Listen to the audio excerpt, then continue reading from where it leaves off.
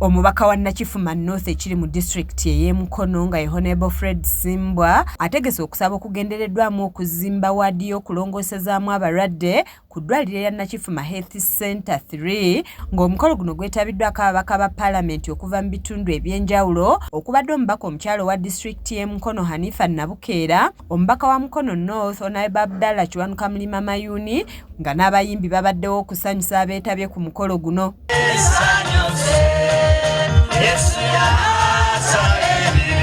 Omukolo guno gukulembeddwamu okusaba okukulembeddwamu omusumba w'obusumba bw'endwadde mutwe nga Reverend Mukasa Muwonge ng'onaakutidde ababaka ba Parliament okubaamu ensa ate bafube okukulaakulanya ebitundu byabwe mwe bava ensimbi baleme okuzitwala mu bitundu ebirala. Sibonale bondabye bangi abali mu kiti kyo n'omusanga n'agenda sayidi ze ye Masaka gy'atakulembera n'agaba ensawo za seminti 10 ne bakuba engalo n'emizira ne bagikola ki ne bagiteekako ng'ewaabwe ennyumba zitonya. Oleese ne banno mwongere mukole ki mugase naffe otuyigirize okugasa. Yo omubaka omukyalo wa district ey'Emukono Honorable Hanifa Nabukeera kw'ossa omubaka Abdallah Kiwanuka Mulima Mayuni bategeezezza nti kituufu amalwaliro mu district ey'Emukono gali mu mbeera mbi era nga mulimu gwabwe ng'ababaka ba Parliament okulaba nga balondoola ensonga eno n'okusakira abantu baabwe basobole okufuna ebyobujjanjabi ebirungi. Kyamazima embeera y'amalwaliro mbi nnyo nnyo.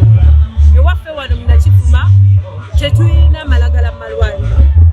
Ate abantu baffe naddala abakyala embeera mwe batambulira okuzaala mbi nnyo nnyo.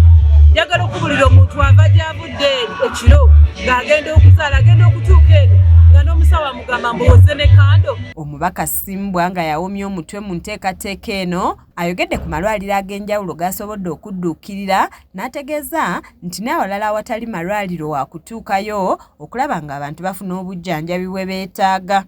Tuli kulya Nakifuma ate nabadde nkyali kulira ne Nakifuma nga nkyalitambuza ku district ne bagamba n'eryenda muganga liri bubi nnyo ne bagamba naye tujja kukola ki tujja kulikwatako n'amagaba yo teyina ddala yadde n'ekintu ate naye tujja kukola ki tujja kutuuka nga Mukama yakkiriza. Sasa tunaaba bomu nammwe kubanga nange amaanyi gandi mu mmwe. Aweze yakusakidde eggulire lino ku lwa KSTV agaleero.